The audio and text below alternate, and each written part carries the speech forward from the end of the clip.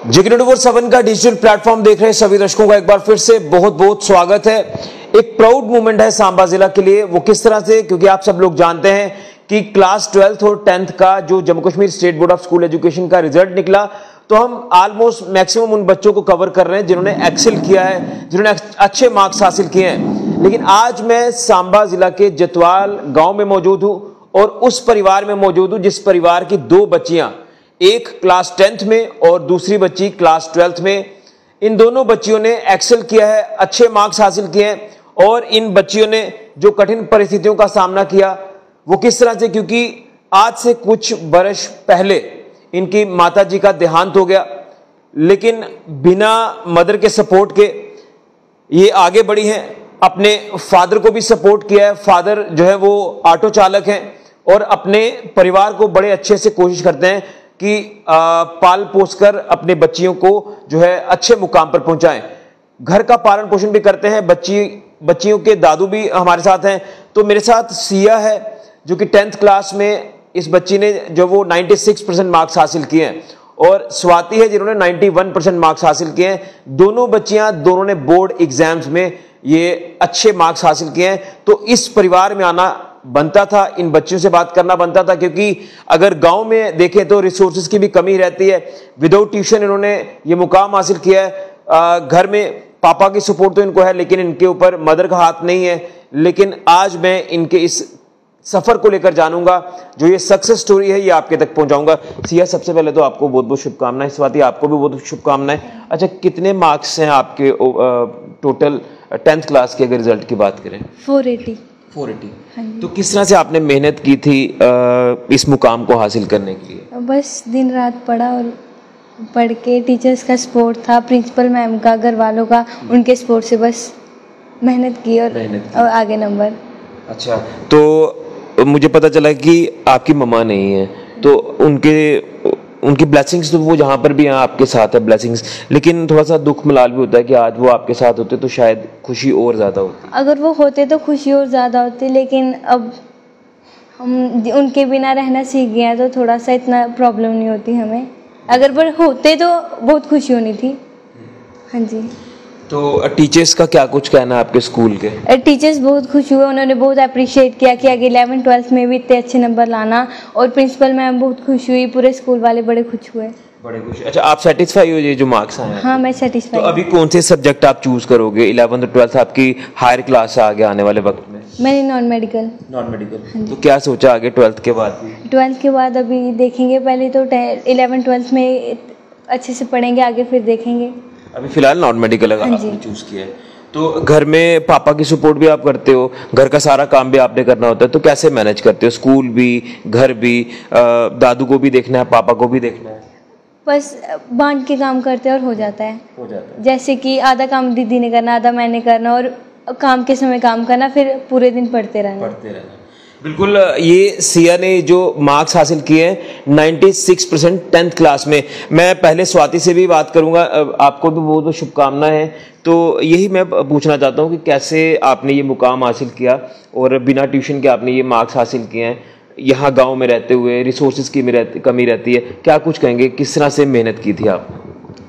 बस अपना था माइंड में कि पढ़ना है, तो उसके हिसाब से अपना सारा काम बांट के कि किस टाइम पढ़ना है, किस टाइम काम करना है, तो फिर वैसे ही पूरा किया और अच्छे से किया। अच्छे। कौन सी स्ट्रीम है बेटा आपकी? मेरी ह्यूमैनिटीज। तो अभी जैसे आने वाले वक्त में अब जो वो टर्निंग पॉइंट है आपका, क्योंकि 12th क्लास होती है, टर्निंग पॉइंट होती है, यहाँ से आपको अपनी अपनी फील्ड चुननी होती है, तो अभी क्या कुछ तैयारी करोगे आप आगे? पहले तो CUT का एग्ज़ाम दूंगी और फिर कॉलेज के साथ साथ कॉम्पिटिटिव की तैयारी और उसके साथ कोई भी एग्ज़ाम। बिल्कुल। तो टीचर्स का किस तरह से सपोर्ट मिला? और घर के सपोर्ट को तो लेकर मैं बात करूंगा, लेकिन टीचर का सबसे पहले जानूंगा कि सपोर्ट कैसे था? टीचर का सपोर्ट सबसे ज़्यादा, मतलब कि घर पे मतलब टीचर हमारे साथ इतना ज़्यादा फ्रेंडली होके हमें पढ़ाते थे। हमारे प्रिंसिपल, हमारे जो स्कूल क्लासेस के टीचर्स थे, सब बहुत अच्छे से, उन्होंने बहुत अच्छा सपोर्ट किया। तो मैं ये भी आपसे जानूंगा कि जैसे सिया ने भी कहा कि आपकी मदद तो नहीं है, पापा की भी मदद करनी है, दादू की भी मदद करनी है, तो मिल बांट कर सारा मैनेज करना है, काम को, घर को, स्टडीज़ भी अच्छे से करनी है, तो कैसे आप मैनेज करते थे? कोई दिक्कत परेशानी? दिक्कत तो नहीं होती थी, अब आदत पड़ गई है, इतने सालों से कर रहे हैं। जैसे आधा काम इसने कर देना, आधा मैंने कर देना, खाना वगैरह कर लेना, बर्तन वगैरह कर लेने, तो काम खत्म, काम के साथ साथ पढ़ाई कर लेनी, बस ऐसे ही काम हो जाता है। तो जब रिजल्ट आया तो उस समय घर में कौन कौन था और कैसी फीलिंग्स थी उस समय? घर में पापा थे, साथ में बैठे थे। जैसे मेरा रिज़ल्ट आया, दादू थे, सारे थे, चाचू चाची सारे थे। तो मतलब फिर पहले मेरा रिज़ल्ट आया, उसकी खुशी हुई। मेरे बुआ मेरे भैया उसी टाइम आ गए, और उसके बाद रात को इसका रिज़ल्ट आया, तो एक और खुशी आ गई। तो काफी सारे खुश हैं, बहुत खुशी थी। बिल्कुल। भैया क्या कहेंगे, आपकी बेटियों ने ये मुकाम हासिल किया और बिना ट्यूशन के ये यहाँ तक पहुँचना ये कोई छोटी बात नहीं है, और मदर की सपोर्ट हर बच्चों को जैसे मिलती है तो उससे और ज़्यादा उनको सपोर्ट स्ट्रेंथ मिलती है, लेकिन बिना मदर के ये आगे बढ़ रही हैं। इनकी फैमिलीज में चाचा चाची हैं, आप सारे मदद करते हैं, क्या कहेंगे? कितनी खुशी है बेटी? बहुत खुशी है सर, बहुत खुशी है, क्योंकि मेरी बेटियों ने इतने नंबर लिए। क्योंकि मैं एक डाउन लेवल का आदमी हूँ, तो मेरा इन्होंने सिर ऊंचा कर दिया। तो शुक्र उस मालिक का। मैं मालिक को ही बोलता हूँ कि प्रभु आपने ही बच्चों की सपोर्ट करनी है, आप ही इनका ध्यान रखोगे। मैंने इनको कभी नहीं आज तक बोला कि बेटा पढ़ो। मेरे को मालूम है सर, इनको ऐसे छोटी छोटी होती थी तब भी 90 से ऊपर ही नंबर आज तक इनके आते रहे। तो मेरे को इतना मेरे को गर्व है। मैं आज भी बाहर भी बोलता हूँ कि मेरे बच्चों को चाहे जो मर्जी इल्ज़ाम दवाना ये दे सकते हैं, बच्चे दे सकते हैं अपना इल्ज़ाम, जो ऐसा मर्जी हो। तो और बाबा जी सोए इधर सेंटर में मंजा डाल के सो जाते हैं, तो मैं भी इनके साथ। तो इन बच्चों का बहुत बहुत मैं आभारी हूँ, क्योंकि 8-9 साल हो गए। तो बेचारे ये मतलब मेरी भी बहुत हेल्प, बाबा और मेरी खाना वाना बनाना, गाय रखी है घर पे, उसका भी करना, बच्चे ही बस बच्चे। मैं ये भगवान से दुआ करता हूँ मालिक का आगे जाकर भी इनको कोई अच्छा, हम तो कर नहीं सकते सर इतना, हम इतने पढ़े लिखे थोड़े हैं, पर फिर भी हम ये सोचते हैं कि बच्चों ने मेरा सिर ऊंचा कर दिया।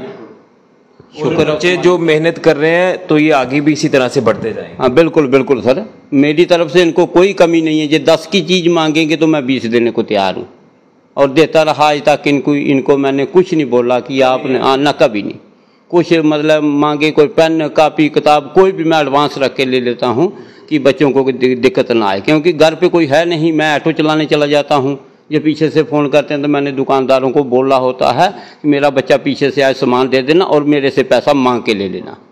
वैसे आपने पूरे संस्कार बच्चों को सिखाए? बिल्कुल बिल्कुल सर, मैंने दुकानों में बोला है, कहीं बोला है कि मेरा बच्चा कोई आ जाए, मैं फ़ोन करूं तो उनको। अब आप खुश हैं काफ़ी? बिल्कुल सर, मैं इतना खुश हूं कि मेरा खुशी से मैं बोला नहीं जा सकता। इनके दादाजी भी हैं, तो मैं दादाजी को भी ये माइक दूंगा। अंकल जी क्या कहना चाहते हो अपने पोतने के लिए? काफ़ी अच्छे नंबर ले इन्होंने।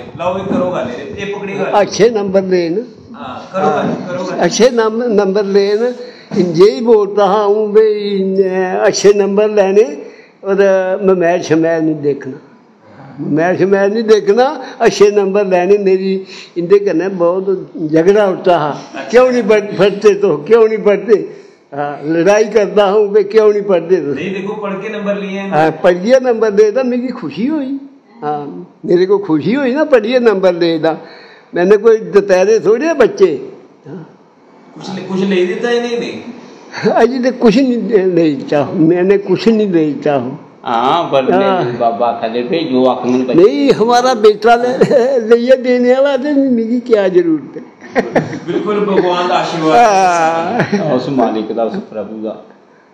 चलो जी, ये बच्चियों ने ये मुकाम हासिल किया है। सिया ने 10th में 96% मार्क्स लिए हैं और स्वाति ने 12th में 91% मार्क्स हासिल किए हैं। तो बेटा बाकी बच्चों को भी आपका दोनों का क्या मैसेज रहेगा, क्योंकि काफ़ी लोग आपको देख रहे हैं और जो परिस्थितियां हैं घर की, घर भी चलाना है, स्कूल भी देखना है, पढ़ाई सारा कुछ देखना है, पापा को दादू को देखना है, उनको क्या मैसेज आपका रहेगा, क्योंकि आप भी कहीं ना कहीं उनके लिए एक प्रेरणा हो?